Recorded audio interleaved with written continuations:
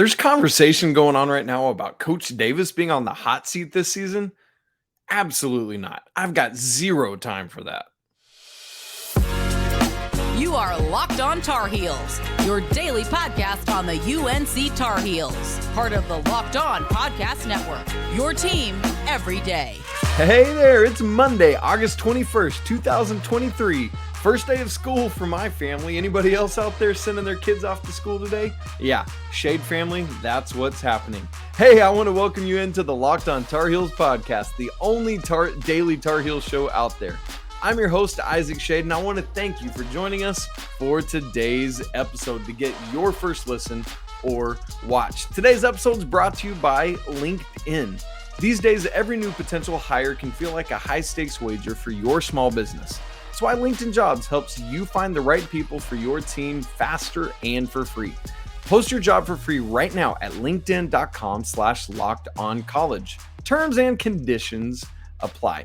Coming up on the show today, we're going to take a look at FanDuel's win totals for Carolina football team, the over-under. Going to make some predictions on that. Would love to get your thoughts on it. Going to look at a couple different AP top 25 and a couple other top 25s, including Locked On's own first ever top 25. And we're going to celebrate the first victory of the season for Carolina athletics. Yes, it's already happened and school hasn't even started yet. But I want to first start by talking about some Coach Hubert Davis slander that I will not stand for, and I hope and imagine that you will not either. So Trilly Donovan is a kind of Twitter personality in college basketball world that's kind of made a name for, I'm assuming, himself. It's an anonymous Twitter profile, X profile, I guess I should say. But on Friday, Trilly Donovan posted a Twitter poll, and the question was simply this: does Hubert Davis deserve a fourth year if UNC misses the NCAA tournament? And he didn't say this, but the intent there is the 2024 NCAA tournament. If Carolina misses it, does Hubert Davis deserve a fourth season in the 24-25 season? There were the voting is over in this poll. There were 4,875 votes cast. I assumed the answer would be no, but I did not assume the landslide that it was. 29% yes, that's 1,414 votes. 71% said no, Hubert Davis in that scenario would not deserve a fourth season. 3,461 of those votes based on my math, right? Like I had to round, but whatever, you get the point. 71% said no. Now, this Twitter poll was actually following up on an article that Trilly Donovan had posted on his new website, which is burnerball.com, a new website with articles and all sorts of stuff coming out on it. So the day before, they had posted an ACC preseason coaching carousel article. It had things like looking at the newcomers of head coaches: Damon Stoudemire at Georgia Tech, Micah Shrewsbury at Notre Dame, Red Autry up at Syracuse, which, P.S., apparently no 2-3 zone. So we'll see if that happens. But potential retirees, like would Leonard Hamilton maybe retire after this year, coaches that could leave the conference for another job, and looking at coaches on the hot seat. He listed 3 coaches: Brad Brownell at Clemson, which I feel like is like the poster child for hot seat, right? He like every year, Brad Brownell's on there because Clemson starts hot, loses, whatever. Louisville's Kenny Payne, he's in his second year. You're probably aware Louisville had a historically bad year, one of the worst ever seasons for a Power 5 school, like in the Ken Pom era, which goes back to the 2002 season. And then thirdly, Coach Hubert Davis as a hot seat candidate.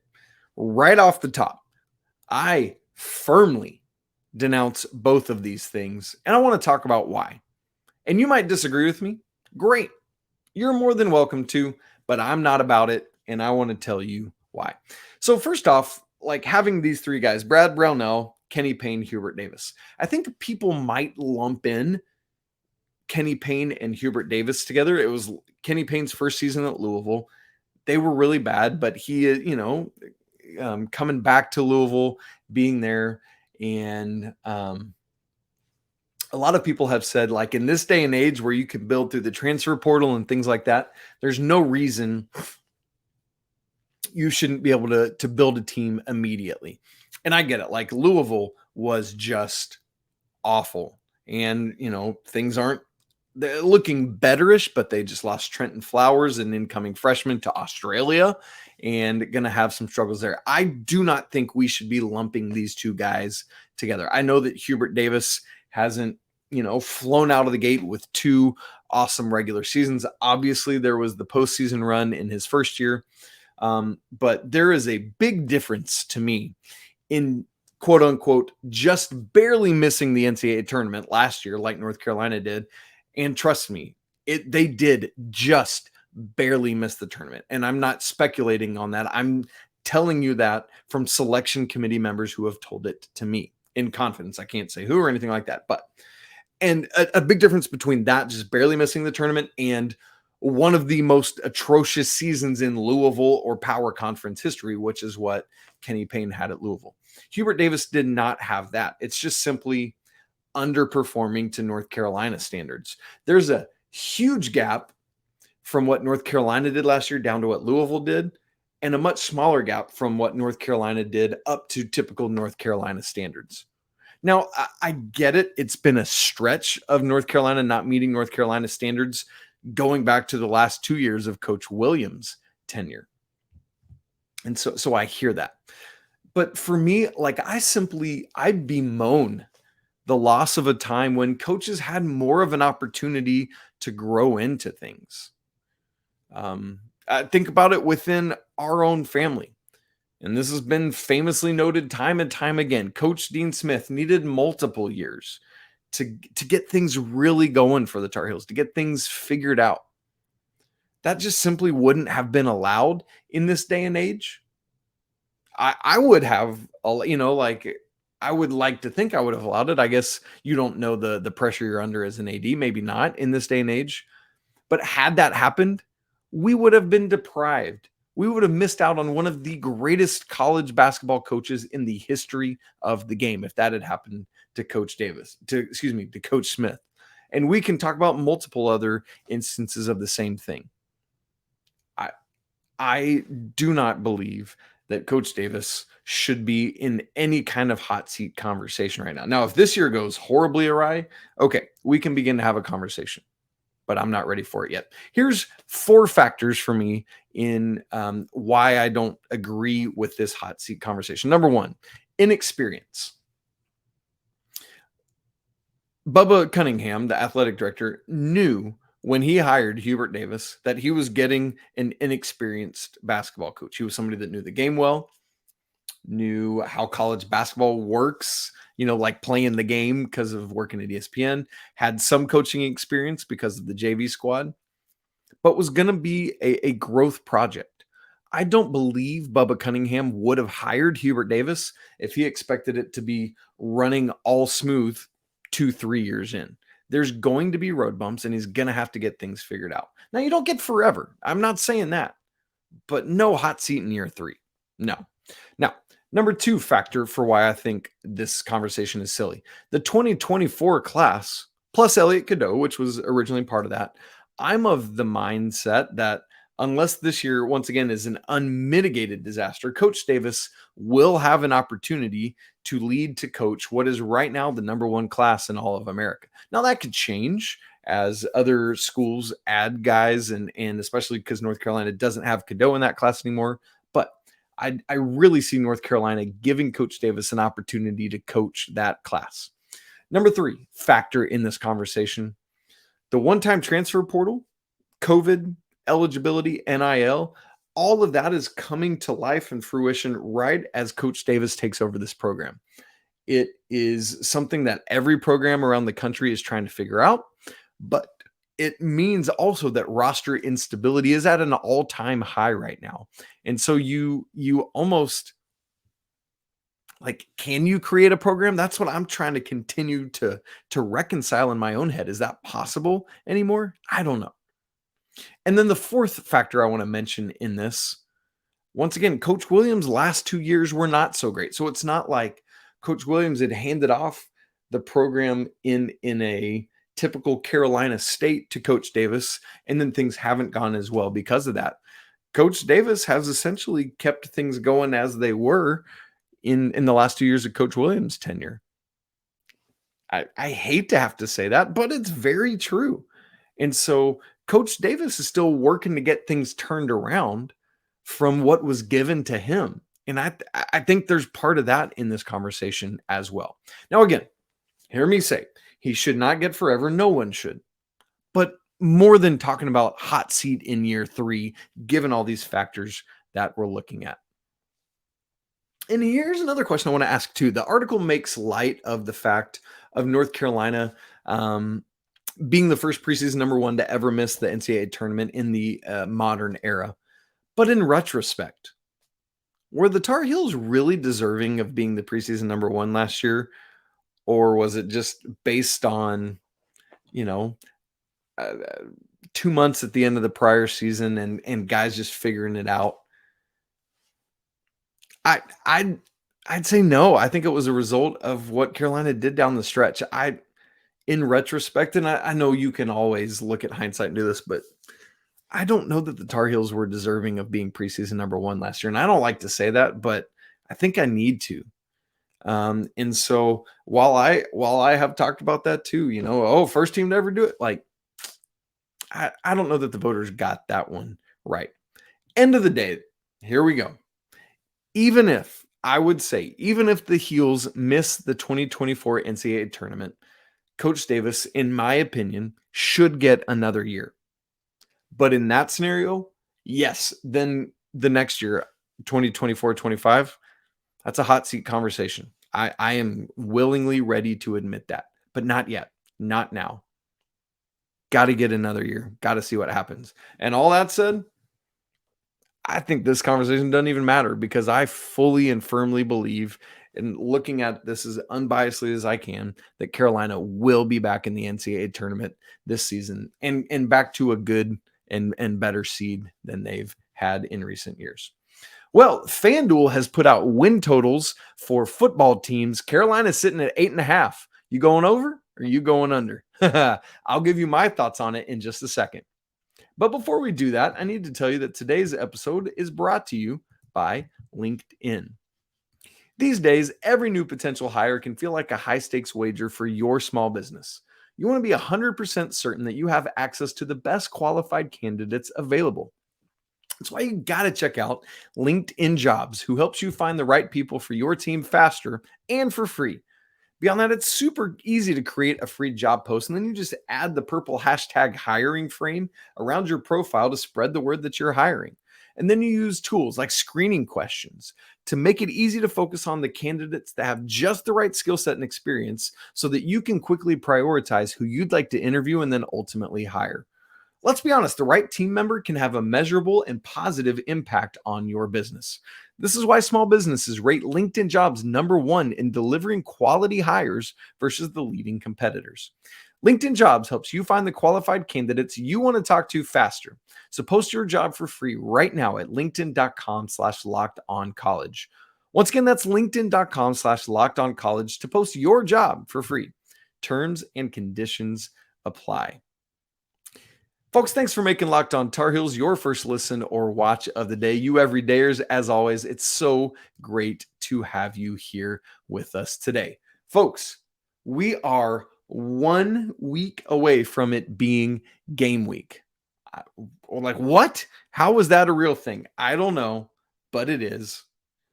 Like, next Monday, we're going to be in game week. At the end of that week, it's going to be North Carolina versus South Carolina. Hard to believe, hopefully with a Devontae Walker playing in that game. But it's true. It's real. It's almost here. And with that in mind, here's what I want to do. I want to take a look at North Carolina's win totals on FanDuel and then make some predictions and observations about what I think is going to happen ahead of this year. So let me pull up. I've got the graphic for us with these win totals here. So FanDuel has North Carolina at over under 8.5 victories this year. As a reminder, you play 12 regular season games. So in order to go over, Carolina could lose no more than 3 regular season games, meaning they would need to be at least 9-3 to go over. Let me remind you of the schedule. I'm not going to give you the wins and losses yet. I've got that coming. We're going to talk about that, but hold off on it for just a second. So here's the schedule. The first and only neutral site game of the regular season, South Carolina, and then hosting App State, then hosting Minnesota, at Pitt, and then 3 straight home games, Syracuse, Miami, Virginia, on the road down to Atlanta to Georgia Tech, and then back home to host Campbell, and then hosting Duke, and then going to Clemson, and then at NC State in Thanksgiving week. So here's some tidbits as we start looking into this conversation. Number one, a reminder about the ACC. There are no more divisions this year. So if you want to be in the ACC championship game, you got to be one of the top 2 teams in the conference. Also, as you look at that schedule, I don't see any Florida State on there, and they're ranked. I've seen them as high as 4th in one preseason poll. And no Notre Dame, who also is going to be ranked really high. So that's kind of a schedule break for the Tar Heels. That's a win. I mean, you'd love to play them. You'd love to beat them. But you know what I mean? Yeah, it's kind of a good thing. Locations. I mentioned it. 1 neutral site game. That's the game against South Carolina. Only 4 away games at Pitt, at Georgia Tech, and then closing the regular season back-to-back at Clemson, at NC State. That's not going to be easy. And then 7 home games, App State, Minnesota, Syracuse, Miami, Virginia, Campbell, and Duke. Got a couple different interesting 3-game stretches. That one at the very end, Duke, Clemson, NC State, that to me is the toughest stretch of the schedule. And coming at the end of it, just like last year's, where Carolina, had that 4-game losing streak and kind of struggled down the stretch, starting with Georgia Tech, I think was the first in that stretch, right? Yeah. So that's tough. Hosting Duke, going to Clemson, going to NC State. But here's the good news. Look at the 3 games immediately preceding that, which begin the second half of the schedule. You're hosting Virginia, who projects to be one of the worst, if not the worst, teams in the ACC. And then you go to Georgia Tech. Carolina has had some struggles with the Yellow Jackets the last couple of years, but you would think, again, another one of these teams that projects to be one of the worst in the conference. So you think you should be able to go down to Atlanta and win. And then hosting Campbell before that Duke, Clemson, NC State stretch. And again, you feel like you should be able to beat Campbell. So right now, as things stand preseason, Clemson is the only ranked team on the schedule. There's several and others receiving votes, but Clemson is 9 in both polls. Here's the thing. So as I start walking through this and thinking, okay, these win-loss over-unders, who do we beat? Who do we lose to? There's no game on this schedule that I look at and basically think, this is a completely unwinnable game. We have no shot. We can't compete. We can't do it. There's not a single game like that on North Carolina's schedule this year. But at the same time, it kind of feels like last year in that there are several that honestly could go either way. In the early part of last season, Carolina was winning all those close games. Will they regress to the mean this season, or will they win bigger? Will they put games away, which was the struggle all last year? All of that. All of these games that you look at, it's like, boy, that could go either way. It's going to come down to the details. Who wins the details? Turnover battle, mental mistakes, all of these kind of things. Honestly, as you look at it, I really think Carolina should be favored in the majority of these games. You think about a ceiling and it's like, boy, they could be 10-2, maybe 11-1 if things fall the right way. Get to that double-digit wins total they didn't get to last year. Or if, similar to what last year could have been if things hadn't broken the right way, I mean, you could be looking at 6-6 or something like that. I think the reality is going to be somewhere in between. Let me walk through it in order. I'll tell you who I think Carolina beats and loses to. I'd love for you to let me know where you think I'm right and wrong and who you think Carolina beats and loses to. All right, here we go. Right out of the gate, Tar Heels are beating the Gamecocks. Yeah, they have to. They absolutely have to. They need revenge. They need to prove to America that what happened in the last 4 games of last season was not who these Tar Heels really are. Drake May's got to come out and make it happen for his Heisman candidacy, for the nation's belief in the Tar Heels. It's got to happen. Second, App State. The Tar Heels are not screwing this up like they did last year. I mean, they beat App State last year, but boy, no, got to have them into Keenan and just take care of business early and often. But I say the Tar Heels start off 2-0, then Minnesota comes to town. Now, here's the thing. Minnesota, it's not going to be a walkover game. This is a good team coming into Kenan Stadium, but there's the thing. Kenan Stadium.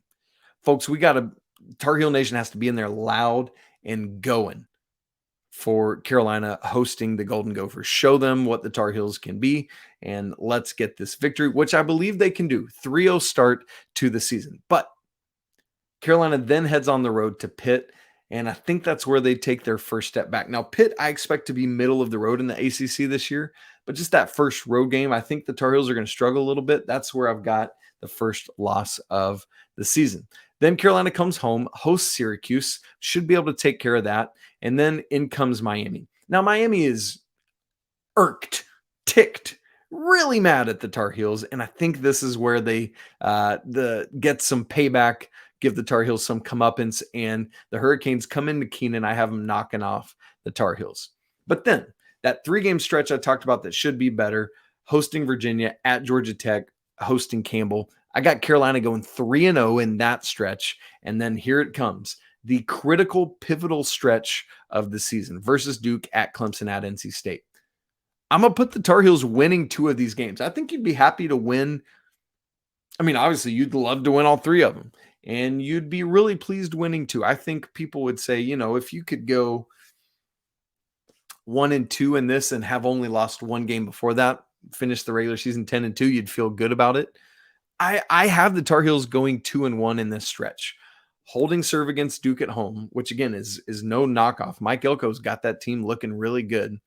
Losing at Clemson, unfortunately, but then finally getting some revenge at NC State. It's been such a painful last 2 seasons against the Wolfpack, but it's time for payback. So add all that together, I've got the Tar Heels at 9-3 in the regular season, which means I'm taking the over on the 8.5 wins. The losses I have are at Pitt versus Miami and at Clemson.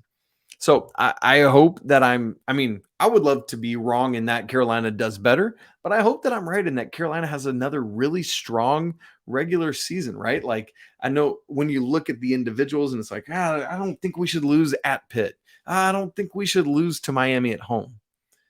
But if you looked at 9-3, I think you'd be like, man, that's great.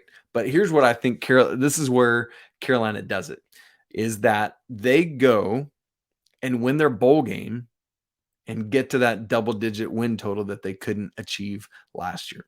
That would be awesome and very, very sweet. So that's where I'm at with all that. Carolina, 9 wins, 3 losses, taking the over on the FanDuel win totals. Thanks, as always, to FanDuel for the great job that they do.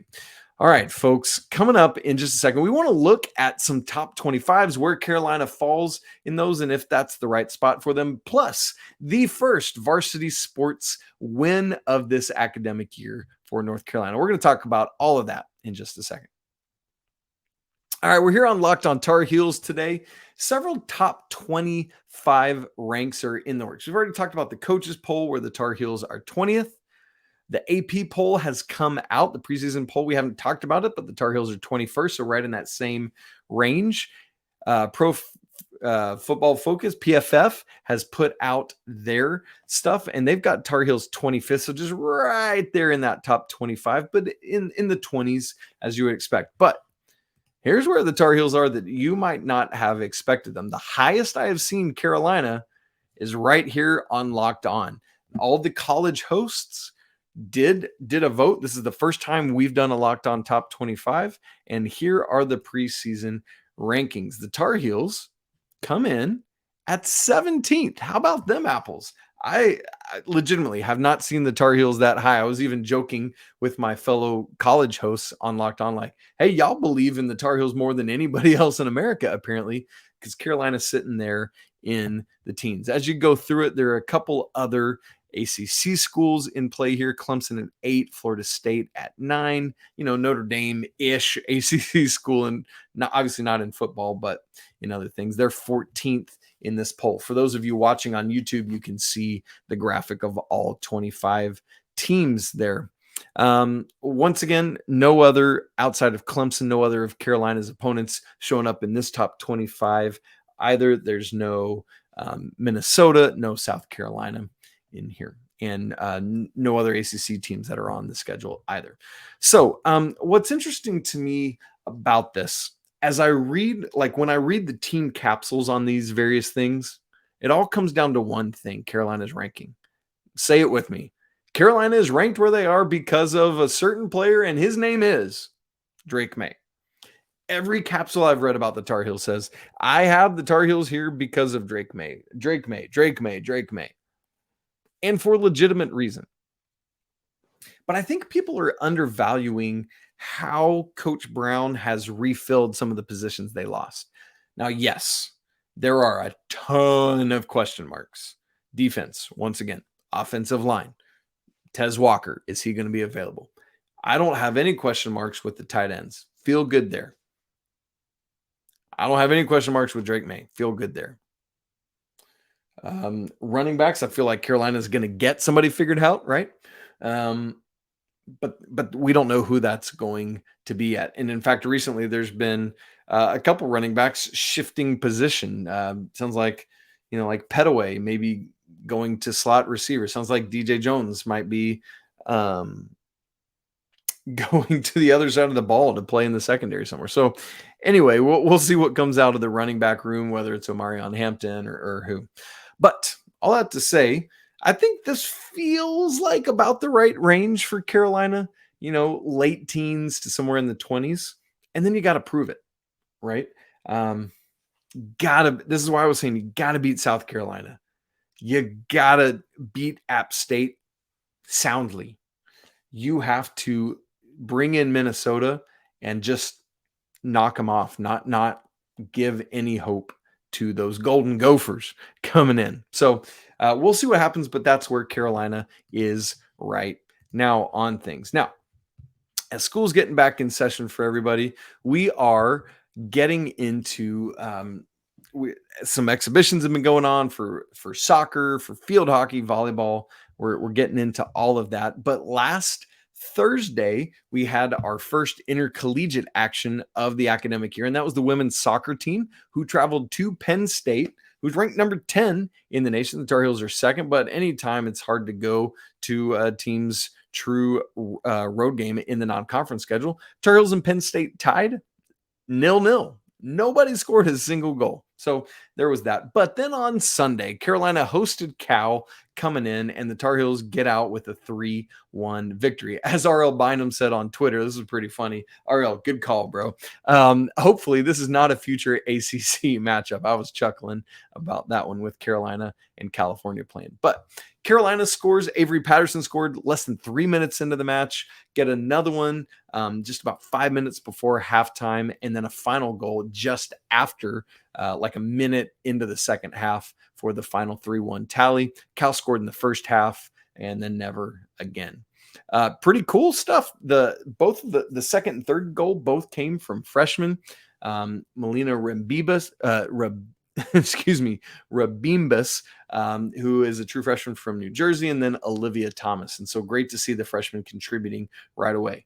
Carolina has the number one class in the nation, and these ladies are going to be doing work. Now, more sports coming later in the week and this weekend. Women's soccer, some more action from them. Men's soccer is kicking off. Volleyball, field hockey. It's all going to be kicking into high gear. Cannot wait for all that to happen.